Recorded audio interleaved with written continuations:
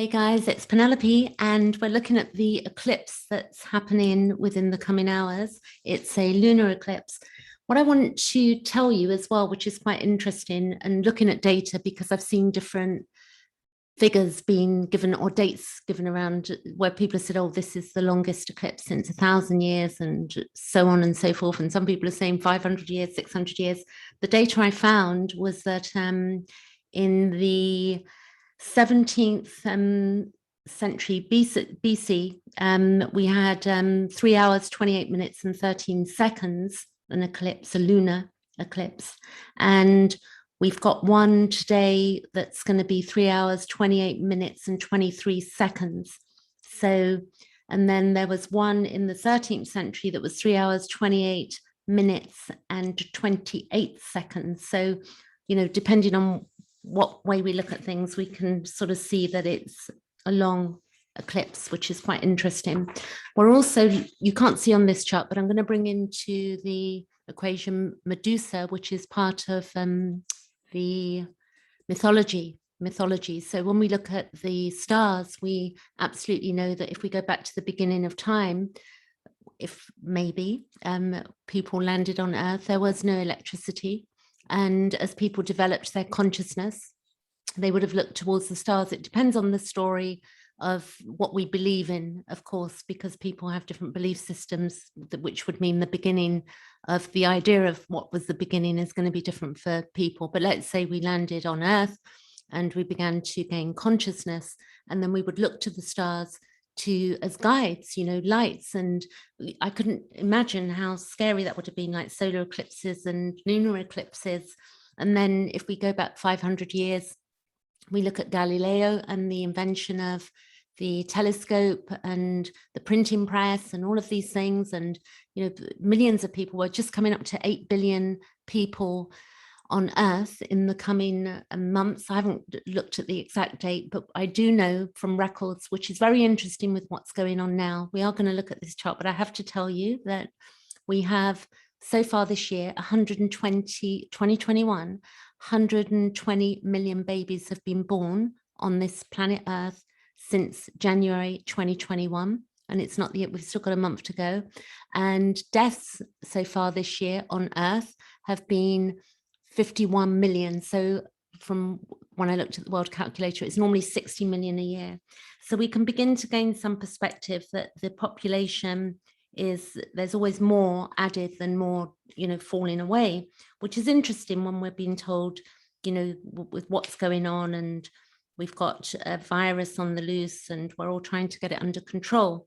And we're all living longer as well because of medical intervention as well. So we live in very interesting times, and whether we'll be able to maintain, you know, figures just going up and up and up, we don't know. It will play out as it plays out, but the astrology does tell us something of what's going on. So when we look at a lunar eclipse, you can see this chart, and I'm going to show you my chart as well, so you can understand what you'd be looking for when you're looking at your own chart. So if we look at this chart, we can see this is the lunar eclipse. It's a few minutes after a full moon. And we can see that the sun is near the south node and the moon is on the north node. And because they're opposite, this is a full moon. And when we have the moon is on top of the sun, then we have a new moon. So we're going to have a new moon solar eclipse on the 4th of December. I'll do another video for that in the next few weeks as we come closer to it. So there's a lot going on. The energy, I think, is quite heightened. I've certainly felt it today. With the lunar eclipse, it is special, and for many reasons. And it's where relationships with others, because this is what planet Earth is about, really. It's in relationship to other, our projection on other, our needs from each other. So being on Earth is very much that. And we know that, you know, this is this particular time, it's a culmination. When we look at a full moon, generally it's a culmination of an entire cycle, and then it dissolves back into where it came from, because then it'll start waning again. and the light's hidden at the time of the eclipse, the lunar eclipse. You know, the light disappears from the moon, the luminary, the light disappears. And lunar eclipses do bring a climax, and they can resolve issues that have existed for some time. And they can also produce very strong emotions and cause, you know, fear, hysteria. They can cause, you know, verbal fights. It can be coercion. We're seeing this play out in media. You know, we've been told one thing, now we're being told another, and people are figuring out where we are at based on sort of like a consensus, bit by bit, an awakening. You know, we've been in 2 years of quite hardcore lockdowns and having to follow rules and regulations. So it's no, I think this eclipse falling on the head of Algol Medusa, when I explain that to you, you'll understand. So we don't really want to get into, we want to avoid large gatherings at this time because there can be a lot of impulsive behavior, and we can also feel pressured from others as well. So it's probably best to just take it easy and, you know, just meditate as such on such a day rather than decide to be with loads of people. But it's also when we can be very tested at this time as well. And depending where it falls for us, that will give us more definition of what it means for us personally. So you can go to AstroSeek. I'm going to show you also Solar Fire, but if you look at AstroSeek, you can see that this is the chart of now, 19th of November, and it's this is UK time up here, but we do know that, you know, the eclipse is happening on the 19th, and we also have the aspects going on. So we can see that these aspects here, we've got the Mars is opposition to Uranus. I'll go through these aspects on Solar Fire with you, but showing you where the planets are. We've got the sun is in Scorpio, it's at 27 degrees, and the moon is in Taurus. So this is to do with our needs as well. And I'll explain that too. So you can see, if you click on this, you'll have the aspects, and I'll run through those. And then if I show you my chart, I'm going to show you where it's falling for me, so you can know what you're looking for on yours. So you do need your time of birth, because what's going to happen is that you're going to get your rising sign, and I'm rising sign here. Let me get my marker. I'm rising sign Scorpio at 27 degrees. And for me, this is going to be falling. The sun is going to be literally on my north node or on my ascendant at 27 degrees. And it's also going to be on my descendant. The moon will be just here, but it's also falling. If you look, you can see here, that's my north node. So it's a big, you know, big shift that I'm going through at the moment from personally, because I'm having a nodal return, which you can see this node here. When it gets to, it moves this way around the chart, when it hits 25 there, in the coming weeks, I'm going to have my own nodal return, which is a very meaningful time in life as well. So let's have a look at this. You can see that it's going to be, it's really interesting because it's almost tipping into my seventh, 6 and 7, which is work, and this is relationships, and this is, you know, behind the scenes.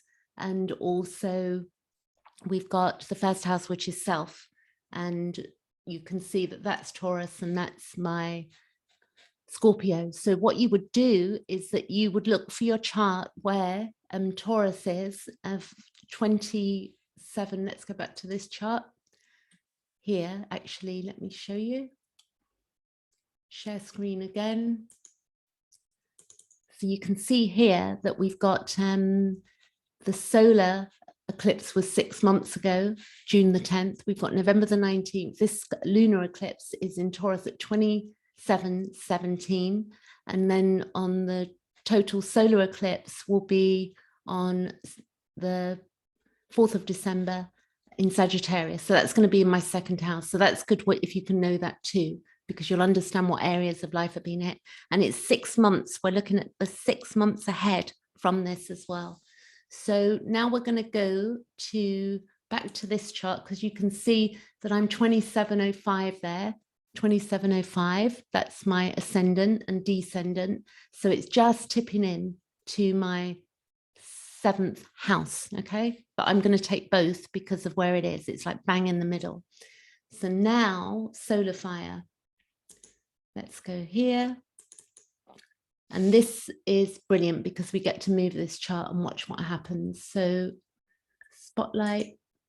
And this is the full moon. And then you see that's 8:57. This is UK time. But if I move that a few minutes forward, then it's going to be exact. That is going to be the eclipse. So if the sun, we know, but this is to do with the moon, and the full moon is in Taurus.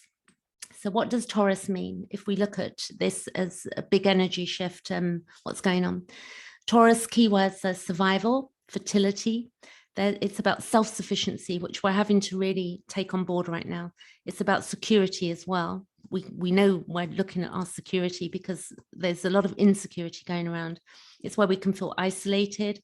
It can be withdrawal, stagnation. It's about our personal worth. It's about our values, our inner resources, which we're having to tap into. It's using self as a resource. It's preservation. It's also to do with procreation and our beauty and self-esteem, patience, our personal worth. I've said that. Stubborn, where we can be stubborn or hoard. It's to do with our body. It's to do with pleasure. And it's where we can be, it's to do with our materialistic possessions as well. It's landowner, so it's all of the land and the farming. And it's also to do with being, it can be to do with starvation as well, which we're looking at, with foods at the moment. Farmers have, I've been told, we've been seeing in media where we've been told that farmers have, been told to destroy their crops and stuff like that. So this eclipse is very telling. It's also can be to do with our patience as well. And when we look at that sun in Scorpio here, and that's on my south node at the moment. So this means I'm letting go of, something. I'm letting go of repeating a pattern or patterns of such, something that's done and dead and dusted. But with that Scorpio sun for collective, it's about commitment. It's also fear of entrapment. It's our resourcefulness. It's shared resources. It's power and powerlessness. It's to do with betrayal, compulsions, and manipulation, loss, abandonment, and betrayal, fear of intimacy, fear of vulnerability. It can be taboo. It can be secrets, darkness. It can be sexual violence, phobias, paranoia. It can be, evil, and it can be violence. It's psychological. It can be intense and also destruction as well. So what we would want to do is really think about what's going on in the world and think about where we're heading for the next 6 months, because some of the aspects that are playing out are quite hardcore for most of us. And we know that, some of the countries at the moment have gone back into lockdowns, and I've been told that the unvaccinated I've seen apparently have got to go into lockdown. So personally, I've got my own views on that, and it's very mixed what's going on in the world. But we do know that we do the rights to our own body and our own decisions is imperative that we have those rights, and those rights can be maintained, and that we have choices, and each of us will do what we feel is right for ourselves. But we have no right to coerce and to force people into things they don't want to do. I mean, that's old school. When we go back to First World War, Second World War, and we begin to look at behaviors and how they've played out and segregated people, with our current level of consciousness, we want to be moving away from that sort of stuff and really getting to some deep sort of intelligence. And it seems to be lacking somewhat, or seems to have been lacking. So the moon in Taurus is about our safety and stability. And that may be not easy to satisfy at this time. It's where we've got a practical nature, and also where we want to look at our complications that can occur, because there may be some complications that will occur. And also it's about the other people. It can be about illness as well. The basic problem is finding our own self-respect at this time, in order to ensure that we don't go and seek material things. We want to be able to accept ourselves as we are, without adorning ourselves with more and more, things. This is what we've been doing in society in the past. It's all been about more and more of this, more of that. And I think the good thing about the last couple of years is that people have slowed down in that area and been sitting with themselves and trying to work out and getting out of the codependency, and some relationships through, some toxic relationships through the lockdowns have been ended. People have sat more on their own and begun to figure out who they really are and what they want with their lives, and the way they want, what they find they feel in their hearts. They found what they want for themselves. It's helped us to reevaluate, not everybody, but a hell of a lot of people I've seen do that. So it's also about our body and our needs, as well as the needs of others. So it's not just about self, because whatever, it's about interacting with people as well. So when we look, it's very busy on these aspects here. It's a bit different on the astro.com. You don't see so many aspects, but I'm going to show you that here we have a Taurus. You see here, this is called Algol. And Algol, the mythology is where she was in a temple, and she was looking after Athena, who was one of the goddesses. And unfortunately, in the mythology, that Medusa was very beautiful, was Algol, also known as Algol. It's the most evil star apparently in the zodiac, as it's known that way, and it's also the head of Medusa. And she was raped by a Neptunian type mythological character, and in that she was then blamed by Athena. So the feminine then blamed her for that. So it was a very ugly mythological story, but there's a lot of power in Medusa, and she was extremely powerful, but there's can be a lot of rage there because of what happened, and a lot of acting out as a result of that. But there's some beauty and transformation that comes from that as well in these stories. You'd have to dig deeper on that. I can't tell you the whole story now, but if we look at Pluto, that it's very, I've been read actually that Medusa, she would very much be seen as part Jupiter and part Saturn. And some people may disagree with that, but Jupiter can be quite sort of grandiose in the sense that, it can be very dogmatic in one way. In another way, it's about our spirituality and it's about higher learning. When we look at Jupiter, it's about expansion. But if we're expanding in the wrong way, it can be very detrimental to us. So it depends what sort of mood we're in, how this plays out for us, because basically it's the feelings, what we're seeing on a chart are the feelings of humanity at this time. It's not so much that the chart does anything, but it creates an air of feeling. And you might see that play out in your own life. So we know that the sun is opposite the moon in this eclipse. And we also know that the sun is square to Jupiter, which is separating. And this is where we're idealistic, but where we can support, dubious movements with that sun Jupiter. With the Saturn-Uranus connection here, you can see that Saturn was retrograde. It's moving forward again towards Uranus. So we want to break free of limitations, which is a big one for us. So this is going to be really interesting how this plays out over the next 6 months. We've got Mars opposing at the moment, literally, it's at the time of this full moon, it's 1 degree 11 separating. And Mars opposing Uranus is where responsible for eccentricity and being individualistic and pathologically independent. So it can be too much independence, and it can be also marginal political groups. It can also be to do with restlessness and feeling very unstable. And when we've got the moon, literally the moon isn't quite on, it has gone over at that point. It would have gone over that Uranian energy there, you can see there.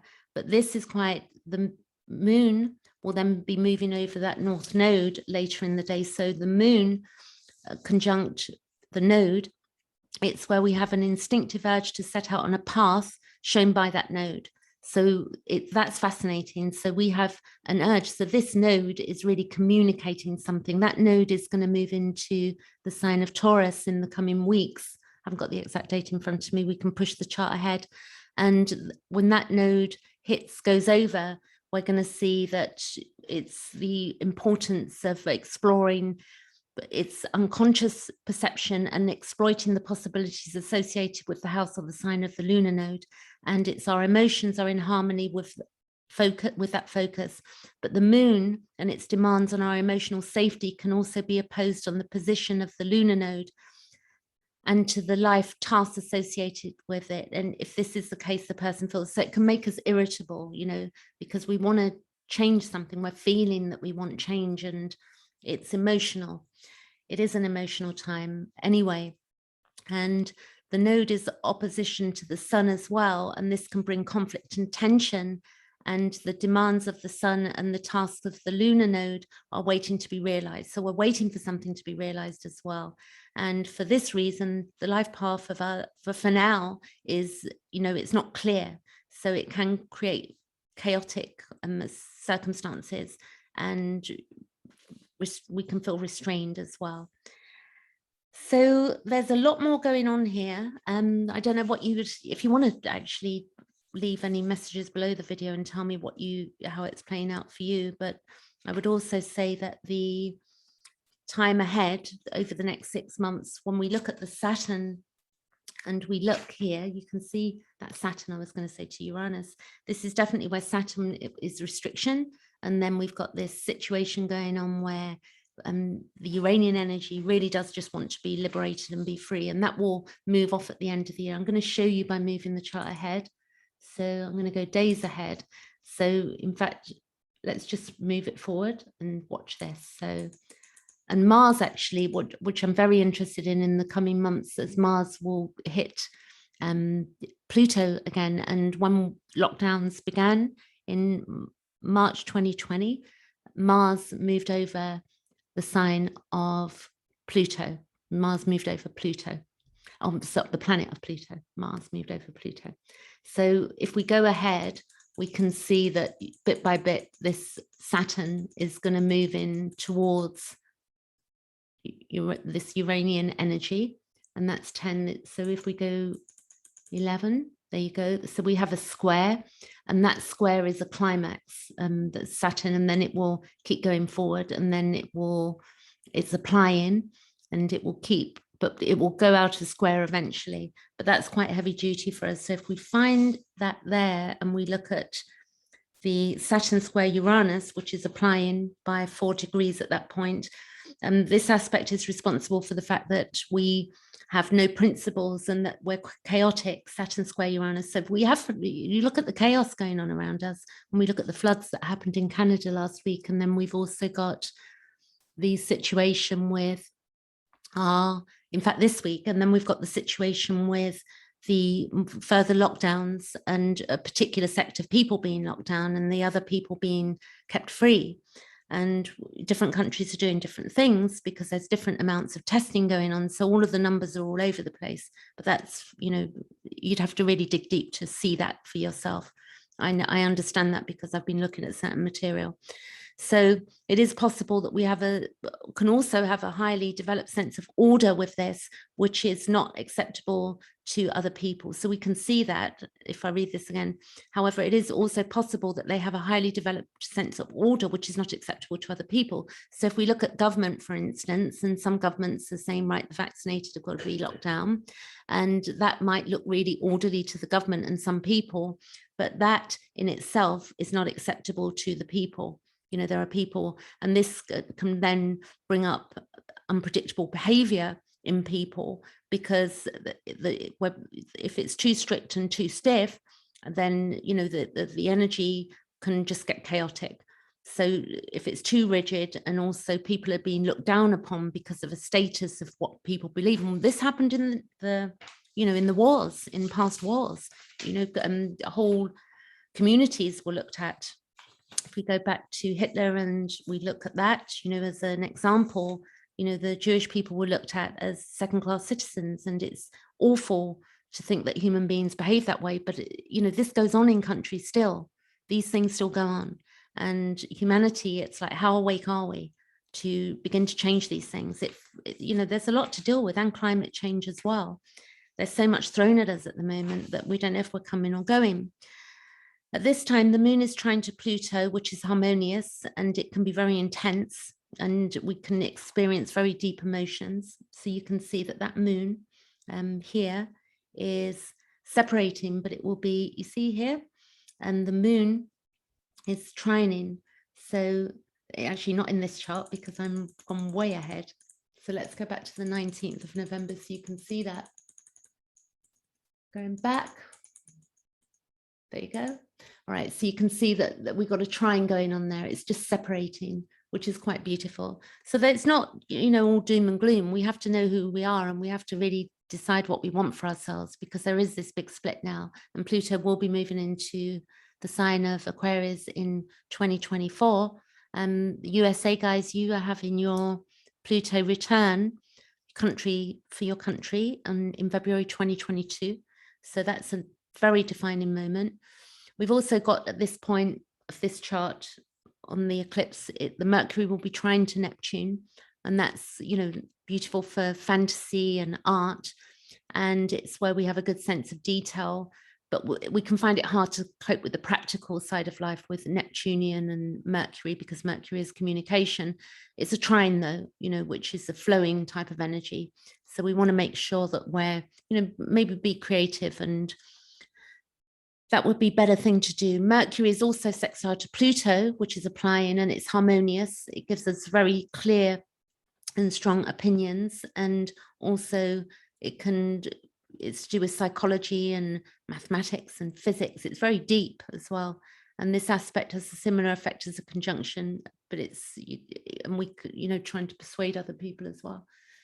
So and that Mars then will, as this moves on, the Mars will begin to move over actually, because the sun it won't catch up with the sun, but it will hit the south node, and then it will hit Pluto then as it moves through in the coming months. So we've got a way to go, and we can look at chart work really deeply. I'm sure I could go on for ages and explain a lot more, but I thought I'd just give you that update and show you physically by the chart a bit what's going on. So the other thing, let's see what else I can see here. We've got the Lilith, which is conjunct. This is Chiron, which is our wounding, and Chiron takes 49 to 51 years to move around the chart. Lilith was to do with the Garden of Eden. She, you know, in the sense she refused to lay below Adam. So that's patriarchal as well.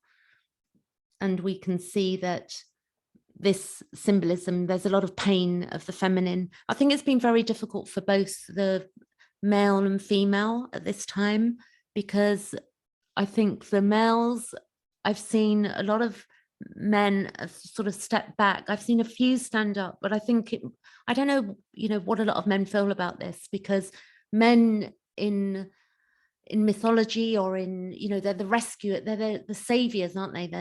They rescue, and they're able to, but we're all being, you know, not, maybe that's not quite the correct way. I don't want to stereotype, but, you know, the feminine is the nurturing, the feeding of the baby, the breast, and the man is the, you know, traditionally the savior of, you know, bringing in the food and looking after us, if we go back to hunter-gatherer times as an example. So the most concerning thing is this algal situation. So with this, because that is known as bodies upon bodies through the Chinese understanding, I hope that we're safe, and I hope that we get some resolution with what's going on in the world. I really do, because I think that it's been really hard on so many people. So look after yourself out there. Take your vitamin D. This is not a nutrition show, but take your vitamin D, and apparently vitamin K too. I'll put a link below on that. Dr.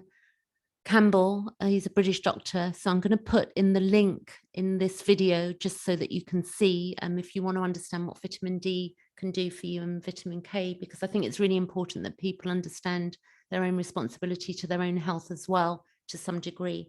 And we, as the lights, you know, the clock's changed, and a lot of us aren't getting the sunlight we were getting through the winter months. So we want to keep ourselves fit and healthy as can be, whatever our decision is. Okay, I'll catch you later. Thanks for watching.